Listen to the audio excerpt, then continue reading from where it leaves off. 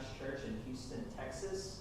I have been there for about 8 years. I have done kind of over the span of my ministry, so I may be getting ahead of myself. Yeah, okay, cool. I'll get to this stuff in a second. Before I do any of this, let me go back. What I want to talk about is kind of an overall thing for this session. Everything I'm going to talk about, I would say, is meant to be more descriptive than prescriptive. I'm just speaking out of my experience. So I may say something about the drums or the guitar, and y'all may just be like, I don't know, my guitar player doesn't play that way, whatever. I'm speaking of it's all very broad, and this is just what I have observed. It's going to be about kind of worship music, whatever you want to call band-driven worship as a whole, and then also just general things that I've noticed about the instruments and kind of how they relate to each other in a band setting. So some of this is very contained to a band. You can probably take some of this and say, all right, if this works like this, and maybe this is how it works with an orchestra, but I'm not going to really get outside of just how just your typical worship band is going to work. So, and again, all descriptive. I'm not telling you this is how it has to be. And what I want to do is just a breakdown of the typical worship band. So in my mind, what that makes up is drums, bass guitar, electric guitar, piano/keys, vocals, and then of course Mr. Click Track, Mr. Metronome, and all of that, who you could argue is the most important part of the band. And then, I would say just a source of general knowledge. I wouldn't say most of this is specific. I would say it's more just, here's a general way to look at these things. Here's a general way to look at the electric guitar, the bass guitar.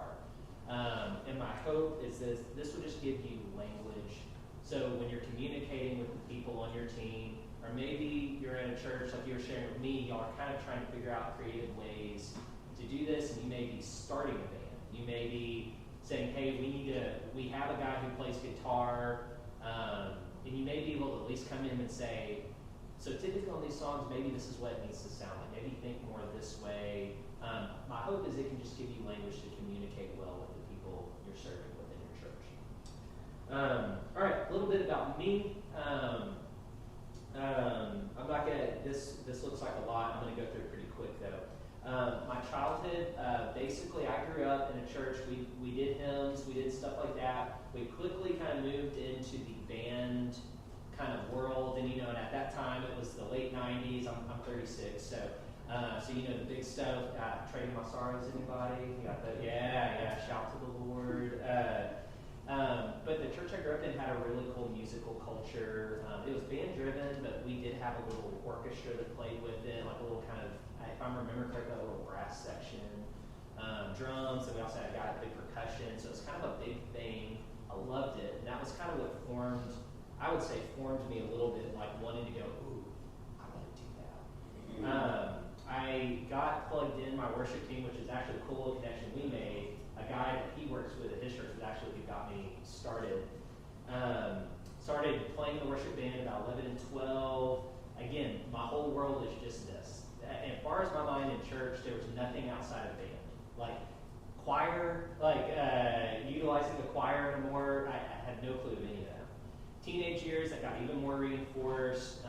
I think my late childhood, early teen years is kind of when my passion started to have an influence. And I would say I ate that stuff up. And one, it really connected with me, like just the simplicity. I think just coming from that I felt like it was a really just authentic desire to connect with God through worship. That's what I really loved about it. And for me, I started going, maybe I can help do that. Maybe that's something, maybe I play guitar, I sing, maybe I can use that, And so that kind of just took me down that path where I started leading the youth group, started playing in bands. College, I kind of just continued down that path, playing in bands, mainly worship, leading at churches where I interned at. And I went to school in Arkansas, so there wasn't typically music if there was an intern at the church, you were the youth intern. And then they just, for me, it was like plus that I could do music. So that's usually the way I would positively impact the youth group, is like, oh, he can help us with music. And so continue doing that. The first church I served in was Jersey Village Baptist Church in the Houston area. They had a choir, an orchestra, a band. They had handbells. They had a senior adult choir. Now I was 23 years old, I ended up there. And what I realized was my knowledge was very, very, very narrow. And so my worldview got a lot bigger these next few years. The church I'm currently at is Alleluia Baptist Church in Houston. And I would say band stuff is the lesser part we're known for. Our choir and orchestra, we can have 100 people in our choir on Sunday. We have a whole symphonic orchestra. And the journey for us has been going from 2 services to 1. So I kind of lead the band stuff in that service, and we do it all together. And so I would say I've had a pretty broad experience, but my kind of constant thing has been in the band kind of area. So that's just a little bit about me. I'm married to my wife, Sarah. We have 2 boys, Asher, who is 8, Caleb, who is 3. We have a golden doodle puppy who is tearing up our house right now, and we have another dog and a cat.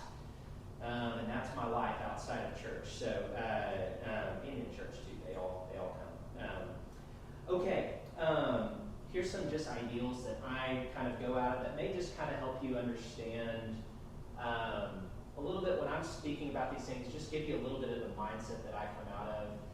So, with your church, I'm kind of big with be true to who God made you to be, to keep growing. For us right now, our church being in one has been that kind of, we're embracing the fact that we have a choir, an orchestra, a band, but we're also realizing that just because we throw all of those things together means it's going to just be great and everybody's going to love it. There's ways we have to continue growing, and there's not just who we are now, but maybe who would you like to be someday? And so I think that's a good general question just to have, like who we are today, but then who would we like to be tomorrow? And that kind of feeds into that next point I have. Embrace the church you serve. And then be true to who you are. Sorry, I kind of skipped over that. Don't get too attached to a certain genre. I think that was probably what I would say my early life. It was one genre of music. And I think what happened too is that was the way that I trained myself to connect to the Lord in worship, was through that specific medium. And it was probably when I was college, I served, again, this has just been the irony of my life. Most of the churches I've served in have had more traditional kind of cultures. The church I served at in college had a traditional service. I can remember just one Sunday, just like a year after I worked there, I can't even remember what hymn we were singing, but I just remember like having a moment where I was like, I think I get this. I like this. I like singing these words. I like the idea of us all looking at the hymnal and singing the exact same thing at the same time. I liked, I think it was the poetry of the hymn. It was all of that, and just a little light bulb went off, and that kind of opened up my heart and my mind to other things. So don't get stuck on a genre, even though we're going to talk about a specific genre today. Strive for excellence, but I'd say strive even more for an atmosphere of love and grace. Develop those around you, and always seek progress, not perfection. Coming from a perfectionist, you're just going to burn yourself out. But if you're always asking yourself, what can we do to get better? I think that is a much healthier, because there's something I can do today. The second I finish this with you guys, I can probably ask myself the question, how can I do this session better tomorrow? And then you make those few little tweaks, and guess what? It's better than it was. Okay. Now getting into kind of the meat here. General characteristics of modern worship. Before we get into the band-specific stuff, I just wanted to talk about it more from an overview kind of place. Most of you probably have noticed this. A lot of contemporary songs have what I call a driving rhythm, which to me, 4 on the floor, that just means the kick drum is just... Some people, the older people in your to me, that's just one of those things where even if you just notice just the pulse of the song, it's just kind of a driving energy to it. And I think too, like the bass a lot of times is playing like eighth notes to go along with that. You know, guys listen to U2. Okay. So like the song With or Without You, it came out in the 80s. It's just very simple progression, but that's what it is. It's just driving eighth notes.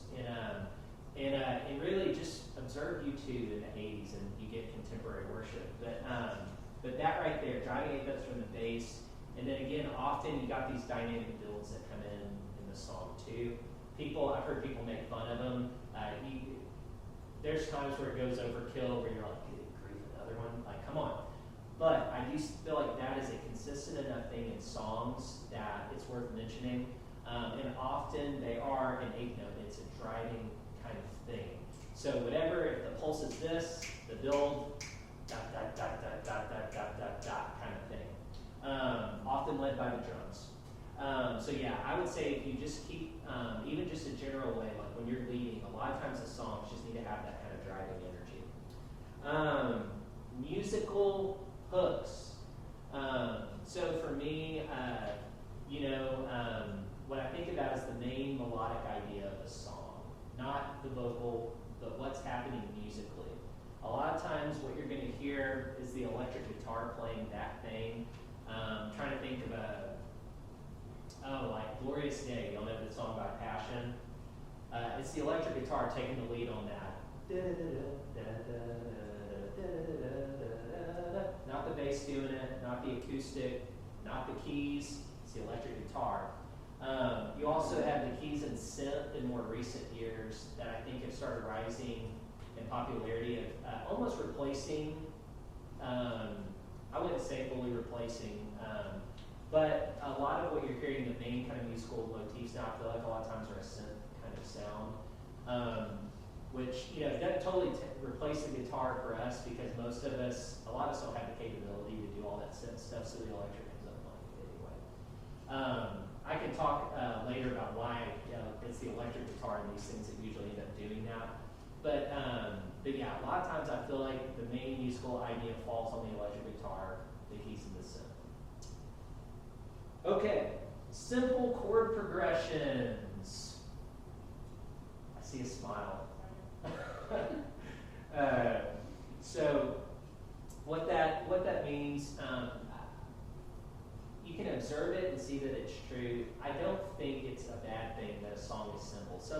Some of the best songs of all time are going to be simple songs. Like even like when the Beatles got started, we love to just laud them for everything. A lot of their early songs were just 4 chords and stuff like that. That was beautifully put together and all of that. Doesn't make it any less good, but I would just say that's just the observant part. It's like it's typically simple chord progressions. The criticism I would have is, like a lot of other things, I would every once in a while as a musician like can you just put one secondary dominant in there, just something, The Beatles eventually did, they probably did right away too. But yeah, so I mean it can be simple to that point where you're like, oh gosh. But often, it's going to be the 4 chords in a dream right there. You got the 1, major 4, 5, and then the 6. Now, if they get really fancy, you may have 2 in there. But I do feel like they're typically going to revolve around those 4, and often in a major key. And if you say, well, think about one big worship song that's in a minor key right now. Anyone? Yeah, they're usually not. Again, you can debate on, a lot of times it's the natural minor if they do that. But okay. Even though we talked about how simple the chord progressions are, often the song structure is the polar opposite of that. Do we got any more traditional worship leaders in here? Okay, so hymns, right? 4 verses sometimes, that's it. And they're strophic, they're wonderful. Sometimes there's a chorus in there, thank you, how great thou art. But typically the song structure itself is very simple. With contemporary worship, those if you look at just the structure of the song sometimes, you're like, there's like 16 parts to this thing. Like, a lot of times it's very complicated. What I think kind of contributes to that is the emergence of these other kind of parts, like deviating from just the verse, chorus, A-B kind of thing. You have now a bridge, which often that is going to come later in the song after the chorus. And to me, in a lot of contemporary services now, I would say the bridge is almost as important as the chorus itself now. It's become a big part. And you don't really, I'm just saying that whenever you look at the structure, you can make it, because after the bridge, what do? You go back to the chorus, or maybe sometimes they go back to another verse, so the song structure, it's kind of like, it's just whatever the song calls for. It's not like you can just say a hymn, it's typically going to be 4 verses or whatever. And then also multiple instrumental sections, which to me, what that means is you'll have like an intro that's going to have one theme. You may play that again after verse 1, but then you will have a completely different instrumental after the second chorus that leads into the bridge. So you can often, sorry, am I standing in a weird spot for you? Okay, cool. So you can sometimes have 2 to 3 different instrumental sections too. So I think what it can just make is just for a very complicated roadmap, even though it's made up of more simple ingredients. I would say, wrong. Musicians tend to struggle remembering structure than the music itself. So what I found is, we make a little correction. I go, what can I do better for the next one? There we go. I don't find that you're going to have musicians going, oh, I can't remember G, C, D, E minor. But there is a real legitimate struggle of how to keep the structure in and of itself in their head, especially if you want them to play from memory, which a lot of teams do push people towards. I try to push my guys towards it. If they need to use a chord chart, I'm not going to do that. I would rather it not be a train wreck, But I do find that that's a struggle. And again, more leaders expect to play from memory. And I would say too, with the song structure, I think one of the criticisms, I'd say it's a misunderstanding too, is that they say contemporary worship is free flow or whatever, like we just kind of get in there and just see where it goes. And I would say that depends on the leader. If you have a leader that, and you have musicians that are more instinctual, you can maybe have that. I would say a lot of the times it's pretty buttoned up and tight as far as like the order and the structure of it. And they may have ordered it and structured it to where it may feel free flow, but a lot of times it is not. I would say a lot of times it is very structured. The vocals. Generally the songs are suited for a male tenor or a female alto. And again, this is just what I feel like I hear on recordings. Obviously, it has a lot more to do with range. You can move it into whatever key works good for you. But I do feel like what you typically hear, like Chris Tomlin, dude's a tenor. A lot of the ladies you hear in like Bethel, I feel like a lot of them are altos, and they just have a really big kind of like chest range. A lot of times you're going to have more close harmonies, and I feel like the melodies and stuff are written more thinking 2-part than thinking.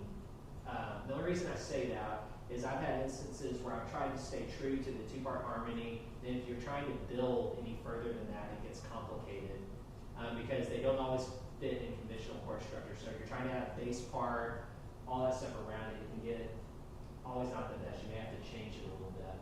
But I do think it's because I think they're usually written just thinking 2 parts in mind. Often you have a wide range in the songs. You have that, they always joke about, what is it? It's like verse 3, like you sing it down, and then you come back and repeat it and sing it the octave up.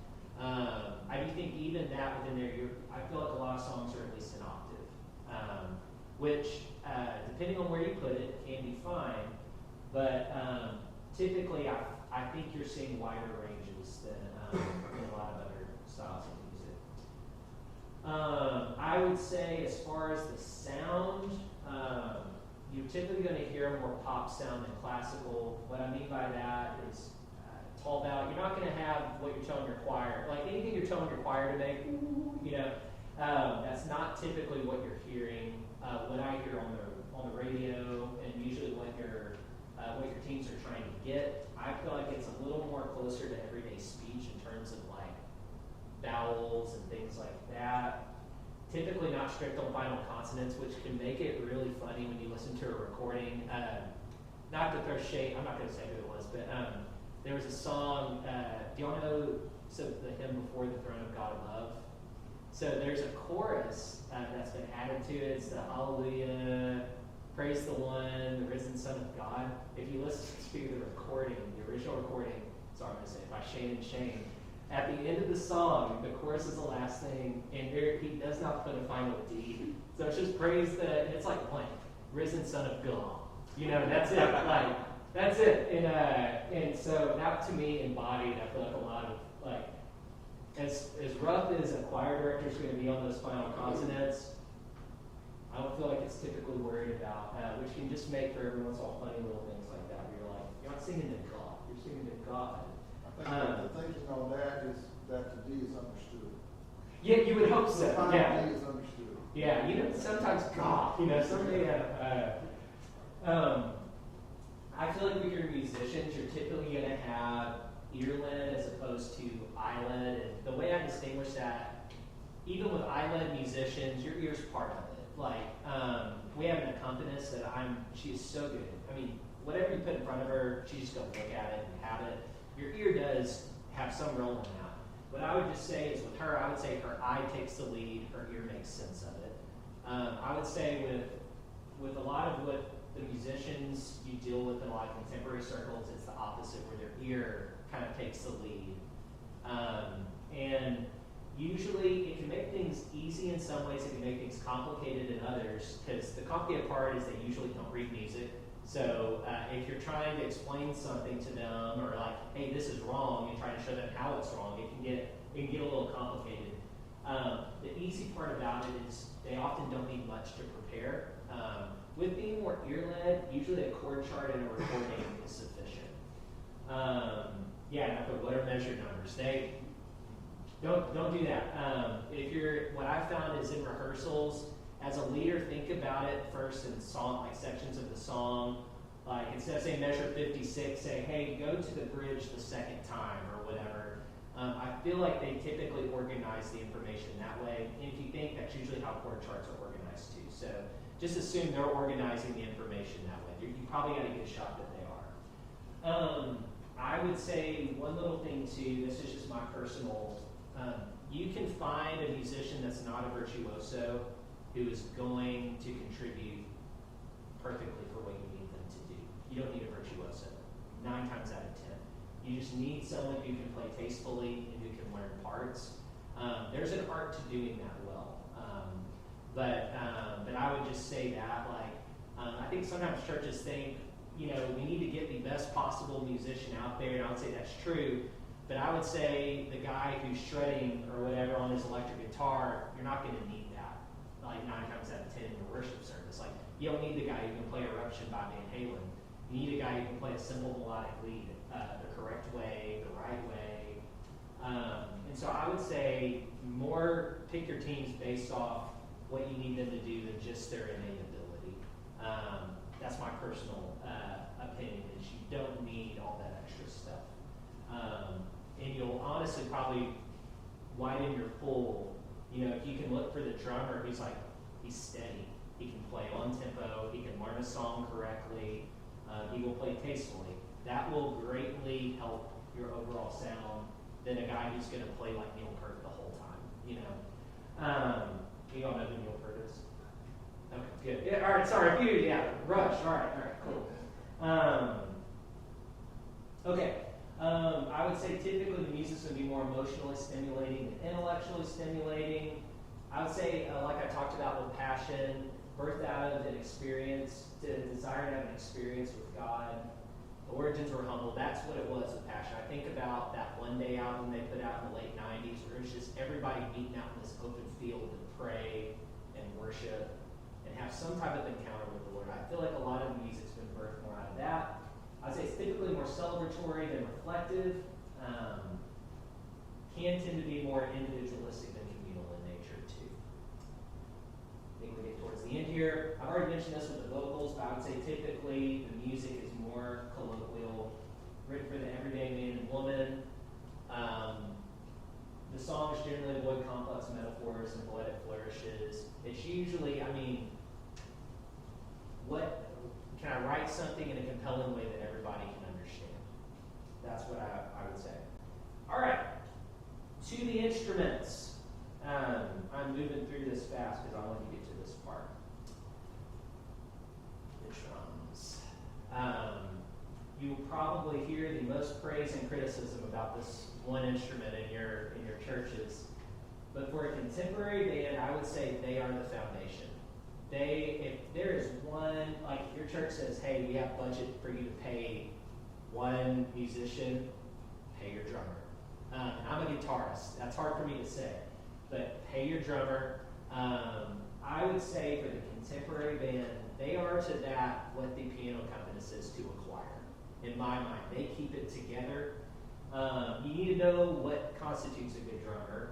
Make sure you pick a good one. Don't just pay anyone. But I would say they're super important to it. The foundation, not just of the band rhythmically, but also to the sound, like what you're hearing. A lot of the times, like when you hear a contemporary song, that low end is very prevalent. The kick is doing that, and the bass. So even to the sound, I would say they have a foundational element to it. The kick is going to be your leader a lot of the times. I was talking about that 4 on the floor thing. But a lot of the times that is what's setting the pulse for the song. So you need to have a drummer who's good at doing that. This right here is just one of those things. I think the guy who told me this may also be here at the conference. I'll have to see if I can find him. But he told me one way, and this made a lot of sense to me. When you talk about the fills that are played on the songs, a lot of the times, like with contemporary music, you're going to have fast, short fills as opposed to long, slow fills. And what I mean by long and slow, y'all all heard that like boom, boom, boom, da-da-da, that like 3-measure drum fill. It takes forever to actually get to where you're going to. You're not typically going to have that. You're going to have a guy who's going to play 1, 2, 3, 4, 1, 2, 3, and 4, boom. Usually faster, a little more rapid, and it's usually just going to happen over a beat or two. All right? So I would say, another reason I would say this is if you have a drummer who's struggling with the fills, encourage them towards shorter and more succinct fills instead of long, drawn-out ones. I feel like that's typically more stylistically appropriate. I would say they are by far the biggest dynamic component of the band. If your drummer is playing with energy, especially you have those builds that need to get up there, your drummer is the way you're going to get there. They can also be a little too enthusiastic, and you got to tell them to back off a little bit. But I would say they are the one, that whole dynamic thing is in their hands. So, and mainly the sound guy at some point can turn the rest of you off. But even if he turns the drums off, like you can still hear them doing their thing. So there's a lot that rides on that sonically too. The bass. I would say that as far as the sound, they are part of the foundation too, just because they make up that low end of the sound with the kind of kick and like the floor tom with the drums and all of that. So I would say too, there needs to be good presence of the bass in the sound. I have some people that, if you worked in Baptist churches enough, when you start introducing more low end to the sound, people can start saying all sorts of things like, it'll throw off my pacemaker, it does not do that. If you have a good sound guy, they can give you that good low end sound that isn't insanely loud. You can have a full sound without it hurting people. And the bass isn't going to kill anybody. It's not going to make them have a heart attack. Driving 8 notes, I already talked about this with the bass. Just re-emphasize that. Most songs you're going to notice have some type of driving 8 note kind of pulse with the bass. Has to have a good relationship to the kick drum. I would say out of all these things, in terms of like the way they play together, the drummer and the bass player got to have a good connection. And the connection happens through the bass player being able to play with the kick. And if you have that good relationship between the bass and the drummer, you can put anything else on top of it. I would rather take a good drummer and a bass player that play well together and just have an acoustic guitar or something If that's all you have, that's better than having a mediocre drummer, a mediocre bass player who don't play together, and you have the whole band. As far as your sound goes, everything will be instantly better if they're syncing up. The bass is not typically effect driven. What I mean by that, guitar players see those huge pedal boards that they have that they spend thousands of dollars on.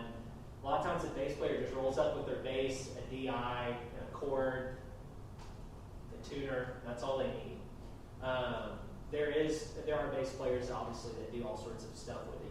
You can have a lot of effects on the bass, but what I've noticed in a lot of contemporary music is it's not typically utilized. So I would say they're probably the easiest in terms of setup. That's all I need. Just give them a DI and they're good. I would say the typical modern bass player does not overplay. Like slap stuff that we loved. It's fun to hear. Like me and some friends went to see the Red Hot Chili Peppers last summer, and Flea, their bass player, is so much fun to watch. He slaps. If your bass player starts doing that, tell them to stop. It's distracting. But you're not typically going to have that in your music. And I'd say it's typically not stylistically appropriate. So I would say simple, they're okay with just holding the whole note. They're okay if it just calls for simple. So I would say that's important. Keys in piano, I would say, along with guitar, I mentioned this earlier, they typically, if the guitar doesn't have the main melodic kind of motif in the song, it will probably be the keys or the synth played via keys or something like that will have it. A lot of the times, in addition to like acoustic guitar, I feel like you just as commonly see a worship leader lead from the keys. So I think that has a mentality too. You're typically going to be playing a lot more simple if you're leading from it than like a full out accompanist or whatever. I put transitions in all caps and underlined for a reason, because they are the single most important part of helping you not have those awkward dead spaces in between songs, where you finish a song, you're waiting for whatever to set up for the next one. A good keys player knows to swell in with something to help bridge. And it's not even about limiting dead space, it's about setting the stage for what's coming next. A lot of times too, like as far as setting the mood and the atmosphere, if we do a scripture reading in my church, I usually will have them do something simple behind. And it's usually whatever song's coming next, just in that key, something very simple that won't be distracting, that's helping kind of set the mood for what's going to be happening after the scripture reading or the prayer. They have a lot of sway in how the mood and atmosphere of the service goes. So I think utilize that whole note well. I put sound selection because I think that's typically a role for the keys piano players. Usually it's very simple.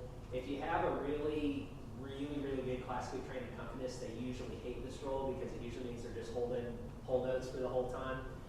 But I would say the sound selection is a really big thing as far as whether you're going to utilize an organ or whether you're going to utilize a more synth sound or a warm pad.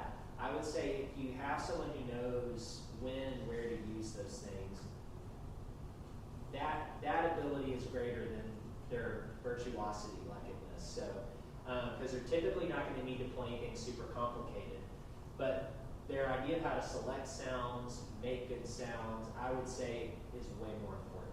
And and again, this is kind of following there, that the musician needs to be able to accept this role. And so for us, we have a little rotating thing where our accompanist, one week she'll play keys another week, and so it's like, hey, you just gotta do it this week, and then you can jump back and do your normal thing the following week. But they need to be able to accept it. Just understand the role's meant to be simple a lot of times musically. But a lot of times too, you're going to find that it's laptop and software based. So I think you're starting to see a move away from like expensive keyboards where people are just buying like a MIDI kind of controller type thing that has USB capability, and then you hook it up to your Mac, and the Mac is actually, like whether they use MainStage or something like that, is actually where the sounds are coming from. And you just find a keyboard that feels good, has weighted keys or whatever. But I'm finding that a lot of places are moving more towards that. There's a lot of reasons for that. That's just an observation, not right, not wrong, but I do feel like I see that happening. Electric guitar, the greatest of all guitars. I would say, if you're thinking about it, if you think about the sound like a house, the bass and drums are the foundation. The electric guitar, it's not that, but it's, maybe the paint, I don't know, something that makes it look and sound pretty or whatever, because they often are playing those hooks that make people kind of remember the song. The delay effect is commonly used, and when I'm talking commonly used, you're a guitarist, right? I mean, do you ever turn the thing off? No. Yeah, actually, when I play acoustic, at least reverb. I'll have acoustic play, but I never have to try. Oh yeah, I'm talking. Especially electric. I'm talking. It is always on there, and there's other effects too. But I would say that's what distinguishes worship music from a lot of other things. Is the delay is a very, very big part of the electric guitar sound. I put chime sound YouTube, like I said, for if you listen to some of those 80s sounds, that is, to me, and I bring up YouTube because so much of the way guitar players in worship play now is due to a lot of the stuff YouTube is doing. And so that's just to give you some reference point. You don't have to become a YouTube fan, but I am. But yeah, so the chime sound is typically a bright, more cutting sound. It kind of sounds like a bell, or it's something that's going, like when you're listening to a whole band, it's going to cut through the sound to where you can hear it. If you hear sometimes these guitar players play on their own, you can go, man, it sounds so trebly, and so, but that they're trying to get it to where it's going to sit just right in the mix to where whenever they play, you can hear it. So I would say that is another characteristic of a brighter kind of sound. Now, again, not always. There's of course guitarists that sound different than that. I would say same thing. Virtuosity is not typically required. You just need to be able to play the part, and typically it's not going to require a virtuoso to play it. Ability to play specific parts is very required. And for this one particularly, because a lot of other, like a bass, you can have a general idea by just playing 8 notes over the chords.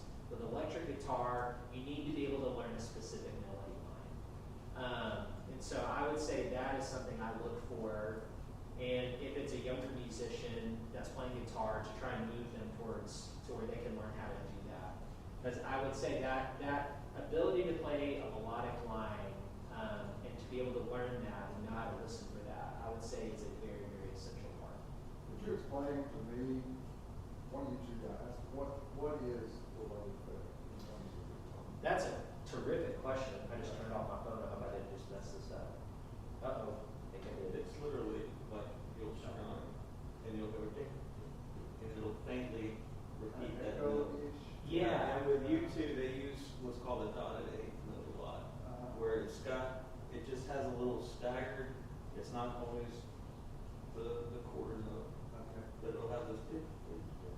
And it gives an energy to it. On the soft songs, it gives it a little atmosphere. It fills up the sound too. Like if you strum a chord and you have extra noise that comes with it, it makes the sound go longer. So it gives you an overall bigger sound. But yeah, no, I mean, you can have pedals that are specifically do delay. I would say that's probably an essential thing to have on the pedal board is a delay pedal.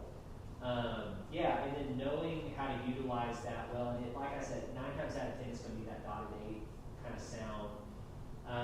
And again, that's something, when I said YouTube, they pioneered a lot of that. And so, but I would say that dotted 8 delay, if you just get a delay pedal that can at least do that, you're at least starting in the right direction. Can I have one thing too? Yeah. If you have a band, especially young kids, they want to throw tons of distortion on there. I always encourage when I give guitar lessons to electric guitar players, I would purchase a delay before I purchase any kind of distortion.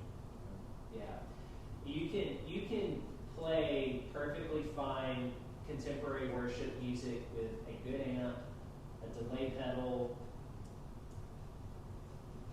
tuner. You know, like Tuner first. Yeah, get the tuner before anything else. But I would argue that's the most important pedal on the board. But yeah, it is a big. If you have more questions about that, I'd be happy to.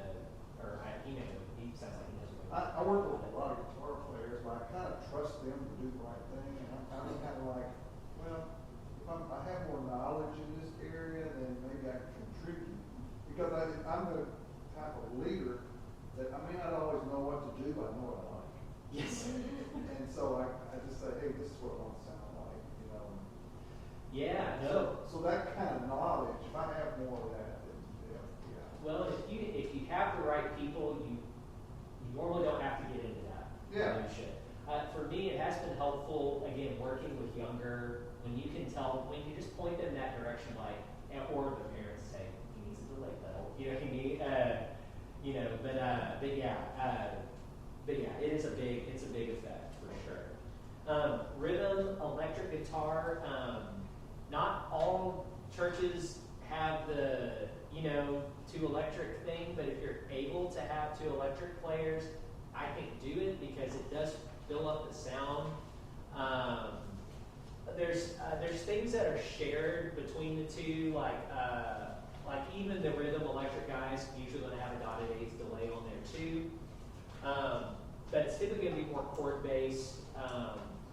I would say you're typically not playing as many lead lines. It's usually kind of more like a driving kind of strum pattern. Building up the sound more. You're typically playing a lower register than the lead guitar, which is usually playing something higher. You're usually at a lower kind of part on the guitar neck. Sometimes the worship leader is the person who leads from that. But even with that, I would say you need to do it tastefully because it's a totally different approach than like an acoustic guitar where you're strumming a lot more. I would say with electric, you're almost never busy strumming.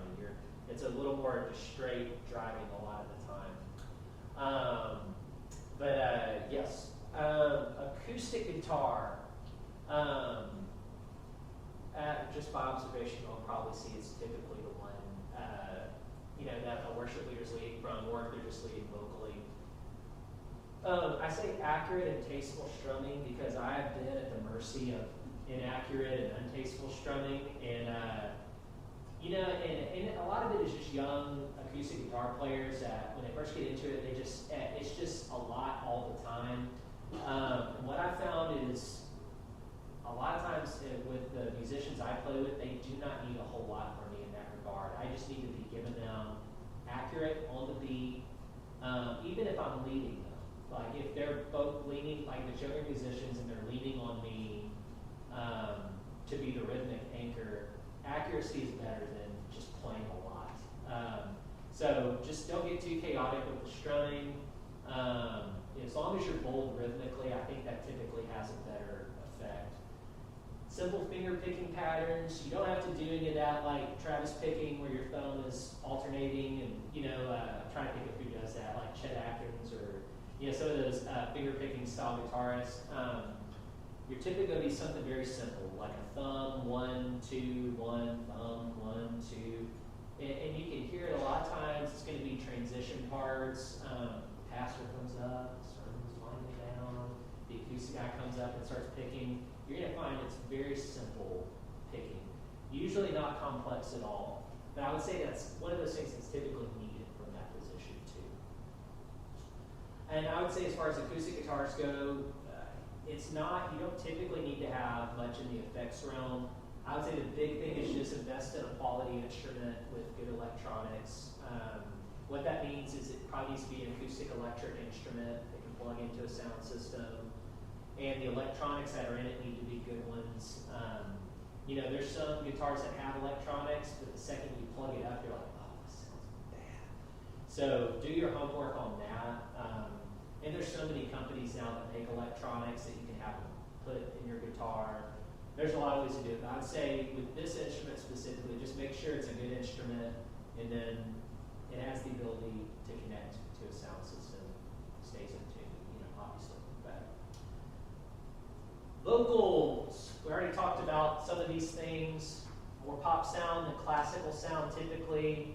If you're a classical vocalist though, we love you and don't stop doing that. It's beautiful. Wide range, you know, octave jumps, all of that. I would say I harp on just because I know there's people that are trained to have a lot of range in the dynamics. Like, I was a vocal major in college, you know, so there were songs we sing like, you know, the whole range of what you're going to do dynamically is very big, you know, and that's part of what makes a performance interesting sometimes. And I would say a lot of times what's needed is consistency. And I would even say for just the people that you are leading when you're singing, they need consistency more than they need big artistic range or whatever. So, you know, when the song drops down low, that doesn't mean you have to. Like, I would say a lot of times a consistent volume, even with your sound guide, that's going to help them get a better overall sound for you as well. If they just know what to expect from you. If they're having to constantly bring you up and down because you're backing way off the mic or singing way low, typically in this style of music, I would say you're going to be better off by just having a consistent volume that you sing out. Obviously, there's a dynamic range. You're not going to just sing at one volume. If it gets higher, you're typically going to get louder. But I think I would say it's typically you need to have a smaller kind of dynamic range than a big one. Syncopated melody lines. Have you guys ever seen the way a contemporary song typically looks when you put it in front of a choir? Yeah, you're like, this doesn't sound hard on the radio. Why does it look really hard? It's because they're not sitting down in front of a computer and writing out a melody line. It's all coming from here. You know, I would say it's a lot in the tradition of like Black Gospel, where a lot of it's just written by ear. And I would say even with Black Gospel, like there's a song I grew up loving to sing. My family sang it. It's called "When I Think About the Lord." Do you know that song? Very it's a beautiful little song, and when you're just listening, you sing along to it. The first time I saw it on paper, I was like, man, I never heard that song before. I would have been scared out of my mind because the rhythms were just so complicated. So I would say that's typically true of a lot of contemporary music too. Is there's way more syncopation rhythmically. If you're more ear-led, I don't feel like it's as big of a deal. But if you're having to teach it to people that are more sight, like your choir, your typical choir, don't expect them just to get it like that, because a lot of times those lines are just way harder on paper than it is by just going by ear. Also by ear harmony, I would say the typical vocalists, they typically just go by ear. So, you know, they listen to what the main person's singing and they just find a part and they jump in. It's usually a lot more, in my opinion, a lot more informal. The bigger ensembles get, you have to have a little more direction than that. Like, I feel like typically if it's two-part note, it works fine. For my group, I usually have to have more written music because we have 3, sometimes 4 vocalists. So we usually need a little more specific than that. But a lot of times it's kind of a learn by ear kind of thing. Same thing, typically male tenor, female alto on recordings. Sorry, baritones and sopranos. And yeah, the harmonies are typically close, like thirds. You know, they're not typically like wide harmonies. So yeah, and I think that also may be why you hear so many male tenor and female, because those parts are the closest together. Okay, let me see here. Oh yes, the most important part of the band right here. Your drummer should definitely be able to play with the click. They should probably be able to do this without anybody else too. Like, they should be able to just have that thing going and be able to play perfectly with it. If they're set up that way, the rest of the band will be good. In-ear monitors. If you are using click, you need to probably have that instead of. If you don't have that, you don't need to use a click because your congregation will be able to hear everything that you're doing from the wedges. Yeah. So you would need to, that would be an investment if you're not already doing that. I think you can get set up relatively cheap for it. You have to get a receiver, whatever format you're going to use, where to use the little stations to do your ears. If you have a capable sound guy though, they should be able to get you set up. I don't know what it typically costs to do all of that. They do also have the thing of how in-ear monitors that the church provide these for the musicians. Do they? There's all of that stuff to get into. But I do think if you're utilizing Click, if you don't have the in-ear monitor thing set up, don't do it. But you got to have that. I would say very easy to set up for your team because you can now download an app on your phone that you can program clicks into. It can get way more complex than that. I use Ableton for all of our stuff, and I like to try and set the click, for the intro of the song to count us in, and then it cuts out at a certain time. You can get very detailed with it, but also at the core of it, if you just need a metronome set up for your in-ear system, download something on your phone. There are so many apps that will be fine. You can make set lists in the app to where whoever's controlling it, the next song, and then it'll just go. There's so many avenues on how you can do that. It's so easy.